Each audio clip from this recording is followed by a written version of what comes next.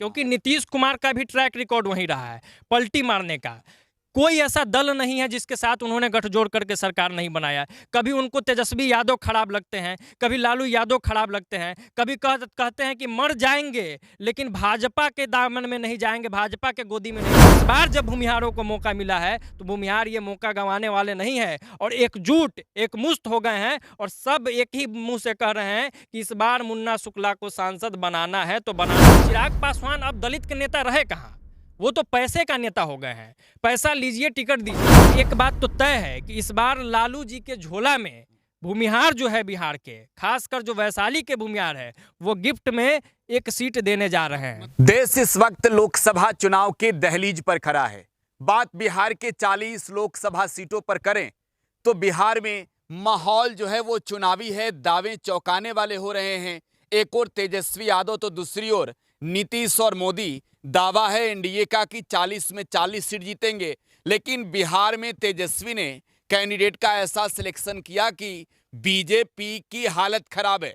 Modi road show करने आ रहे हैं। बिहार में तेजस्वी यादव की बात करें तो एक ऐसे लोकसभा सीट की बात करेंगे जहां पर जातीय समीकरण का तेजस्वी ने बखूबी ख्याल रखा है। हम बात करेंगे बिहार के वैशाली की, जहां लड़ाई राजपूत और भूमिहार के बीच छिड़ गई है। सवर्ण जाति की दो जातियां आपस में मैदान में हैं मुकाबले के लिए। एलजेपीआर के टिकट से एनडीए के ओर से वीणा देवी अखाड़े में उतरी हैं, तो बाहुबली मुन्ना शुक्ला भूमिहार जाति से आते हैं और वो आरजेडी के टिकट पर चुनाव लड़ रहे हैं। लालू प्रसाद ने टिकट देकर मैदान में उतारा है। हमारे सहयोगी इस वक्त हमारे साथ आदर्श हैं। आदर्श से ये जानेंगे कि वैशाली का गणित इस वक्त क्या कह रहा है, वैशाली का माहौल और मैथमेटिक्स क्या कह रहा है। तो वैशाली में क्या दिख रहा है आपको आदर्श? समीकरण और गणित पे बाद में आएंगे, पहले छवि पे आते हैं कि आखिर छवि किसका मजबूत है, कौन स्ट्रांगली जो है वैशाली का रन फाइट कर रहा है।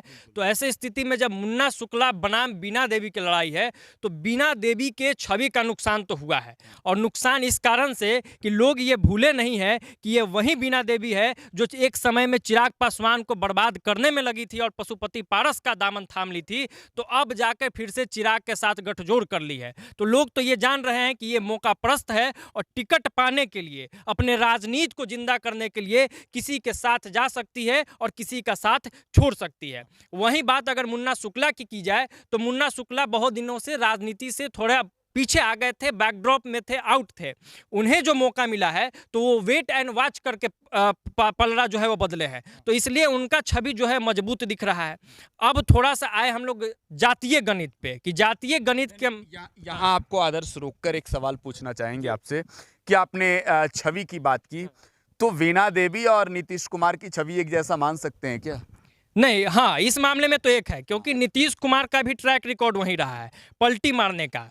कोई ऐसा दल नहीं है जिसके साथ उन्होंने गठजोड़ करके सरकार नहीं बनाया। कभी उनको तेजस्वी यादव खराब लगते हैं, कभी लालू यादव खराब लगते हैं, कभी कहते हैं कि मर जाएंगे लेकिन भाजपा के दामन में नहीं जाएंगे, भाजपा के गोदी में नहीं जाएंगे, और उन्हीं के गोदी में जाके बैठ जाते हैं। और ठीक उसी तरीके से वो सब गड़बड़ करता है, घोटाला करता है। आप 15 साल पहले का बिहार नहीं देखे हैं क्या जी? और फिर से जाके तेजस्वी के साथ मिलकर सरकार बना लेते हैं और फिर पलटी मारते हैं, फिर भाजपा के साथ आते हैं, फिर कहते हैं कि गड़बड़ हो गया है। अब पता नहीं कब गड़बड़ करते हैं नीतीश कुमार और कब सही करते हैं, ये खुद शायद नीतीश कुमार को भी नहीं पता है। बिहार की जनता तो झेल ही रही है। वैशाली का गणित क्या कह रहे हैं आदर्श? हाँ, तो वैशाली के गणित पर अगर हम लोग आए तो बड़े दिनों बाद भूमिहारों को मौका मिला है, क्योंकि भूमिहार वहाँ निर्णायक है, भूमिहार सबसे अधिक है। लेकिन सबसे ज़्यादा सांसद अगर कोई बना वैशाली से तो वो राजपूत समाज से आने वाले लोग मिले हैं। लेकिन इस बार जब भूमिहारों को मौका मिला है तो भूमिहार ये मौका गंवाने वाले नहीं है और एकजुट एकमुश्त हो गए हैं और सब एक ही मुंह से कह रहे हैं कि इस बार मुन्ना शुक्ला को सांसद बनाना है तो बनाना है। और सिर्फ भूमिहार ही नहीं, इसके अलावा राजद से जब टिकट है तो एमवाई यानी कि मुसलमान और यादव, और मुसलमान और यादव वहाँ पे वो भी निर्णायक भूमिका में है, उनकी भी अच्छी संख्या है। तो मुसलमान यादव एकमुश्त जो है पूरी तरीके से मुन्ना शुक्ला के साथ। इसके अलावा बात की जाए दलितों की कि भाई दलित किसके साथ, दलित इस वजह से जरूरी है बात करना कि चिराग पासवान दलितों के नेता कहे जाते हैं, मांझी जी दलितों के नेता कहे जाते हैं, और दोनों नेता जो हैं वो एनडीए में हैं। लेकिन तेजस्वी यादव कह रहे हैं कि भाई हमने जातीय आधारित गणना कराई बिहार में, आरक्षण का दायरा बढ़ाया और हमने आगे जो भी फैसले लिए सरकार की ओर से, घर से लेकर पैसे तक की, सब दलितों के लिए लिया, तो वो अब कह रहे हैं कि वोट बैंक पर अधिकार हमारा है। नहीं, असर तो है। तेजस्वी यादव ने जो काम किया है या जो वादे उन्होंने किए, खासकर जो जातीय गणना का वादा हुआ और वो पूरा हुआ, इसका असर है और फायदा मिल रहा है। घाटा क्यों है? आपने चिराग पासवान का जिक्र किया, तो चिराग पासवान अब दलित के नेता रहे कहाँ? वो तो पैसे का नेता हो गए हैं। पैसा लीजिए, टिकट दीजिए। नहीं, आपको भी लगता है क्या कि चिराग पासवान कमाई जमाई वाले नेता हो गए हैं? कमाई जमाई और अपने खाई वाला वो नेता हो गए हैं। मतलब अपना पेट भरते रहना चाहिए। कहीं से जमाई को टिकट दे दीजिए, कहीं से पैसा पर डील कर लीजिए, कार्यकर्ता भाड़ में जाए, दरी कोई और बिछाए, कुर्सी कोई और लगाए, रैली में भीड़ कोई और लगाए, टिकट देने की बारी आई तो जिसने धोखा दिया था उसी को पैसा लेकर टिकट का डील कर लीजिए। कोई आधार है क्या बीना देवी को टिकट देने का? चिराग पासवान बीना देवी को टिकट देते हैं, कोई आधार नहीं है। ये तो गेटिंग सेटिंग की राजनीति है। चिराग पासवान टिके ही है इस राजनीति में गेटिंग सेटिंग करके। वो रामविलास पासवान वाला अब समय नहीं रहा, तो इसलिए इनका तो पारस वाला भी समय अब नहीं है ना? नहीं, अब नहीं है। अब इनका कहानी खत्म है चुनाव बाद। तो अति पिछड़ा जो वोट है, जो दलित वोट है, ये ट्रांसफर सिर्फ वैशाली में ही नहीं हो रहा है, पूरे बिहार में हो रहा है राजद की तरफ। और वैशाली में भी इसका असर साफ तौर पर दिखेगा और मुन्ना शुक्ला के साथ दलित, महादलित, पिछड़ा, अति पिछड़ा वोट भी जाते हुए दिख रहा है। अब बच गया ब्राह्मण का वोट। बहुत ब्राह्मण भी बहुत वहां पर निर्णायक भूमिका में है जी। तो ब्राह्मणों के बीच एक बड़ी चर्चा चल रही है। चर्चा यह है कि कई सीट है जहां से राजपूत उम्मीदवार है और राजपूत समाज के जो लोग हैं वो पार्टी नहीं देख रहे हैं। आप बात बक्सर की तो नहीं कर रहे हैं जहां से आरजेडी ने राजपूत को टिकट दिया? स्पष्ट तौर पर वहां के लोग कह रहे हैं, लिख रहे हैं, तिवारी ब्राह्मण है जी, और बोल रहे हैं कि मिथिलेश तिवारी को जब आप वोट नहीं दे रहे हैं, सुधाकर सिंह को सिर्फ इसलिए वोट दे रहे हैं कि वो राजपूत समाज से आते हैं, तो हम क्यों इधर उधर जाए। तो ब्राह्मण भी इस बार भूमिहार मुन्ना शुक्ला के साथ खड़ी है पूरी तरीके से, मजबूती से। और ऐसी स्थिति में मुन्ना शुक्ला जातीय गणित में बीना देवी से कहीं ज्यादा आगे दिख रहे हैं और ये इनके लिए बहुत फायदेमंद साबित होने जा रहा है। तो अब एक चीज बताइए आदर्श साहब कि मुन्ना शुक्ला जो मैदान में पसीने बहा रहे हैं, ये जो नतीजे आएंगे, वो नतीजे क्या ये तस्वीर वहां की बदलेगी?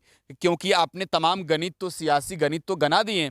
मोदी जी की रैली होनी अभी बाकी है और मुजफ्फरपुर का अधिकांश इलाका जो है, अगर आप देखें तो दक्षिणी भाग का, वो वैशाली लोकसभा क्षेत्र अंतर्गत आता है। और तेजस्वी यादव की भी यहाँ एक बहुत मजबूती है क्योंकि आरजेडी के जो कई बड़े शीर्ष नेता हैं, मैं अपने दर्शकों को ये बताना भी चाहूँगा कि रघुवंश प्रसाद सिंह सबसे ज्यादा बार एमपी के रूप में वहां से रहे हैं और लालू प्रसाद से रघुवंश प्रसाद सिंह का क्या रिश्ता रहा है ये किसी से छुपा नहीं है। तो इस बार राजपूतों के नेता तो रघुवंश बाबू थे, लालू यादव के करीबी थे। तो जो नतीजे आएंगे, भूमिहार, ब्राह्मण, आपने दलित की भी बात कर ली, राजपूत खिसकेंगे क्या उधर से रघुवंश बाबू के परिवार के लोग जब मैदान में उतर जाएं? तो स्वाभिमानी जो राजपूत होंगे वैशाली के, मुझे नहीं लगता है कि इस बार इनको वोट करने जा रहे हैं। हमको लगता है कि इसका भी शिफ्टिंग होगा। इसमें जो सबसे बड़ा खेल आपको नजर आ रहा है, आपने मोदी के रोड शो, मोदी के जनसभा के बाद किया कि उसके बाद क्या होगा। तो एक बात तो तय है कि इस बार मोदी के मैजिक पर तेजस्वी का मेहनत, तेजस्वी का काम भारी पड़ते हुए दिख रहा है और ये असर वैशाली में भी दिखेगा। और दूसरी बात, मुन्ना शुक्ला का जो चेहरा है वो अपने आप में बहुत कोई छोटा चेहरा नहीं है। मुन्ना शुक्ला भी मैजिक करने में माहिर है अपने क्षेत्र में। वैशाली बहुत बड़ा फैक्ट रखता है जी। और एक बात तो तय है कि इस बार लालू जी के झोला में भूमिहार जो है बिहार के, खासकर जो वैशाली के भूमिहार है, वो गिफ्ट में एक सीट देने जा रहे हैं।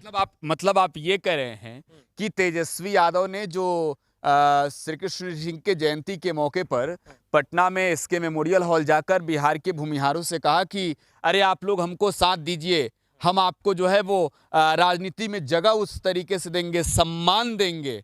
वो सम्मान दिया तो अब इनाम भी मिलेगा तेजस्वी को, बहुत बड़ा इनाम मिलने जा रहा है, बहुत बड़ा इनाम। और एक शिफ्ट तो मानिए कि तय है, मुन्ना शुक्ला जीत के जा रहे हैं।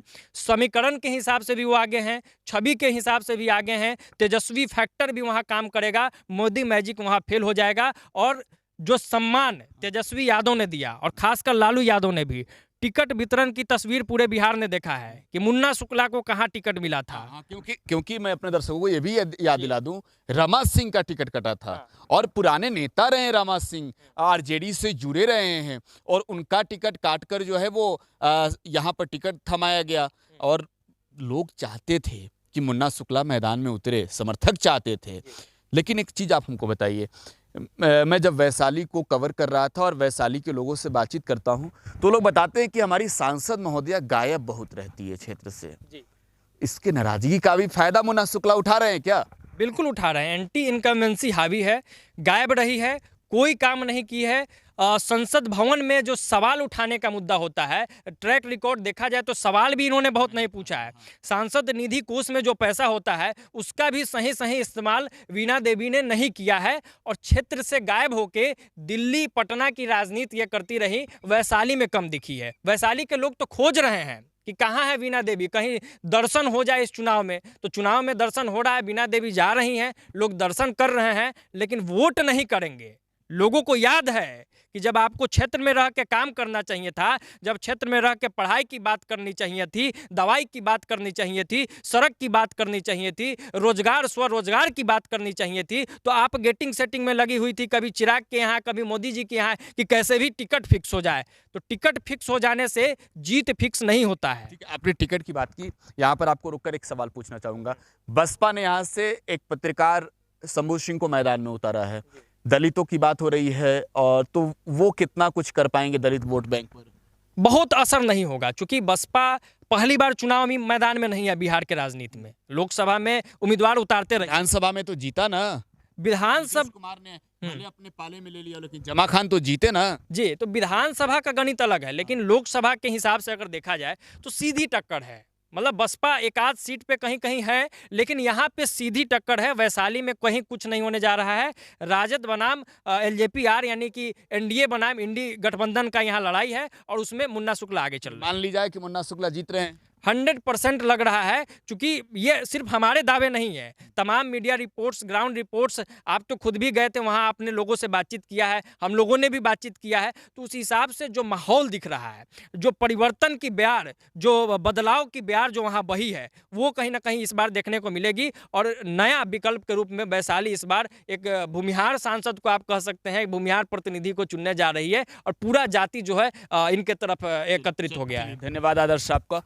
तो ये आदर्श थे जो वैशाली की हकीकत बता रहे थे, गणित समझा रहे थे और ये बता रहे थे कि यहाँ पर वीणा देवी क्यों कमजोर पड़ रही है, मुन्ना शुक्ला क्यों मजबूत पड़ रहे हैं। लेकिन सबसे बड़ी बात यह है कि आदर्श ने ये बताया कि लालू की झोली में बिहार के भूमिहार वैशाली सीट जिताकर डालने जा रहे हैं। फिलहाल आप टुडे बिहार न्यूज के साथ बने रहे, अपनी प्रतिक्रिया कमेंट बॉक्स में छोड़े जाइएगा। धन्यवाद।